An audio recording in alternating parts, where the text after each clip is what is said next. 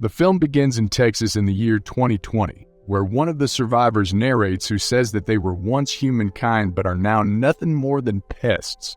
She claims that Clum's purpose for visiting Earth was to wipe out humans and steal their history and culture. They constructed a breeding facility for the survivors and covered their land with the corpses of the dying. The people who have defected from their group say it's worse than hell. They were slaughtered in waves by the Clums as soon as they arrived, and the Clums built megastructures that sprayed methane into the air, which created their atmosphere. Then, to plant their crops, they extinguished their plant life, which raises the planet's temperature and causes the cities to flood.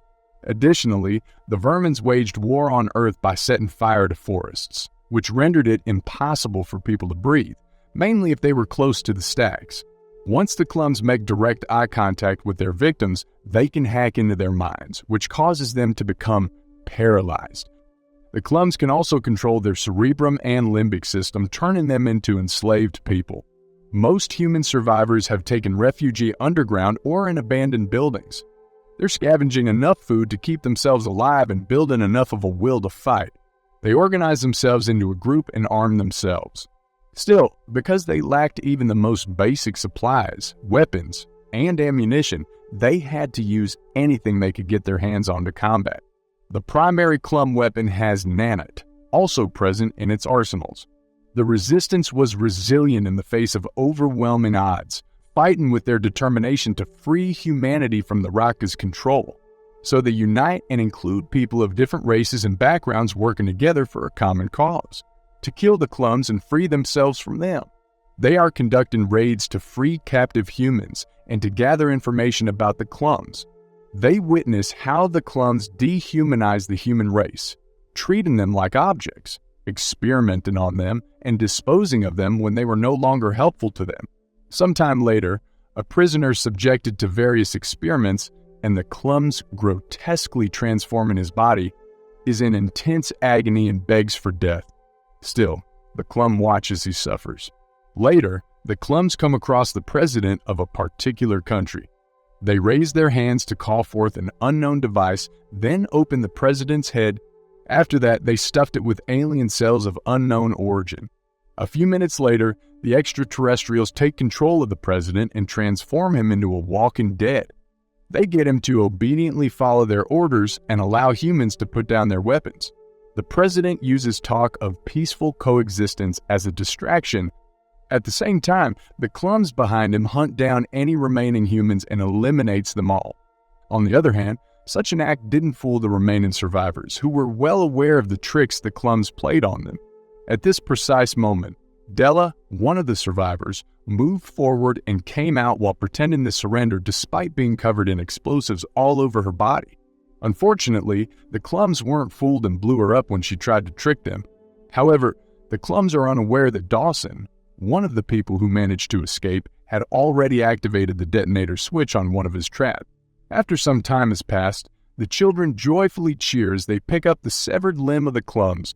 However, despite very few of them, even such a minor victory is sufficient to support human resistance, but not for anything else. A substance resembling oil is being spat wildly by extraterrestrial beings onto human structures. The resistance created brain barriers to protect them from the Clums' ability to control their minds.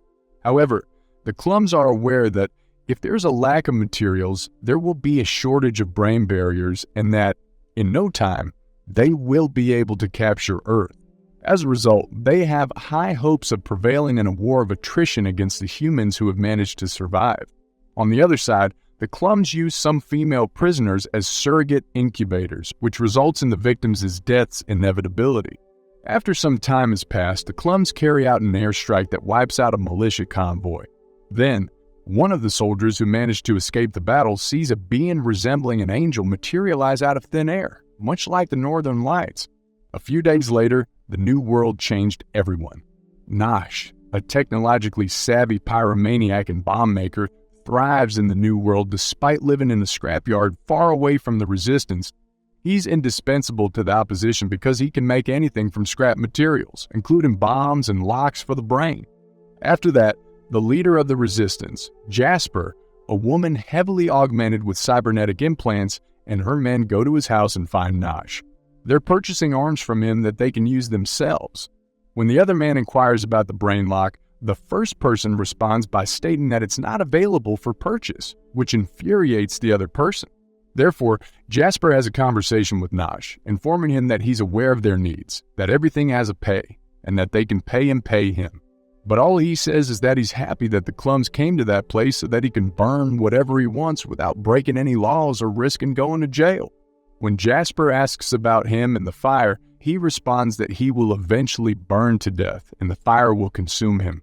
The members of the resistance despise Nosh because of his murderous glee and demands, which include using the injured or suicidal as bait during his many-eyed ambushes.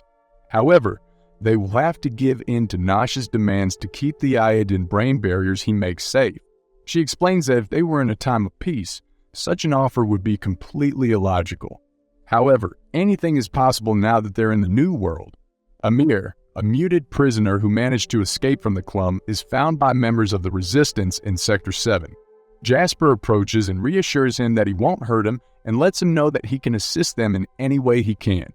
On the other hand, a member of the Resistance advises Jasper to eliminate him because of everything implanted in his head. In the face of opposition from her lieutenants, Jasper orders them to cease their actions and then releases Amir from her custody. Then, she gives him over to the care of a member of the Resistance named Sarah. While she tries to convince Amir to aid the Resistance in their fight against the Clum, Sarah provides him with food and drinks. She tells him that he can help them by utilizing the precognitive abilities he gained due to the Clum's experiments. On the other hand, Jasper goes to check on the injured alongside her lieutenants, and she sees what the extraterrestrials have put inside the bodies of the humans they killed. After returning to Sarah, he attempts to remove Amir's cover to determine what the extraterrestrials did to him. Amir initially puts up some resistance, but in the end, he gives in and allows her to observe the extensive cybernetics that covers his head and shoulders. Even though the new world affected them, Amir was reborn with something completely different. The following evening, the soldiers conduct drills and prepare themselves for battle. Sarah demonstrates them to Amir and explains that they attempt to fight in the same manner as they did in the past. They want to prevent the Clums from harming anyone else in the same way they hurt him. On the other hand, one of the lieutenants asks Jasper what's in Sarah and Amir. Jasper responds by saying that she lost her daughter to Clum's experiments while pregnant with Amir. She claims that the reason behind Sarah's theory is that they have a predisposition for it, that they're the Clum's servants, and that Amir is the same way. Amir makes a complete mental and physical recovery. Then, due to his implant, he has a vision of a wounded Clum evading capture by militia forces. Sarah begs Amir to assist the officers of the militia in their efforts to stop the genocide. As she continues to converse with him, he notices that his eyes are changing and that he's beginning to get a clearer vision of the impending attack. Amir, who hasn't spoken yet, has a vision in which the militia launches a daring raid and shoots down an alien aircraft using advanced technology and cybernetic enhancements to gain an advantage. So the Clum who was piloting the craft is now on the run. Sarah confronts Amir with the question of whether or not they will be able to acquire the knowledge necessary to hunt the Clum and instill fear in them. He can't respond, but he has a strong vision that the Clum will use telepathy force to strike one of the militia soldiers.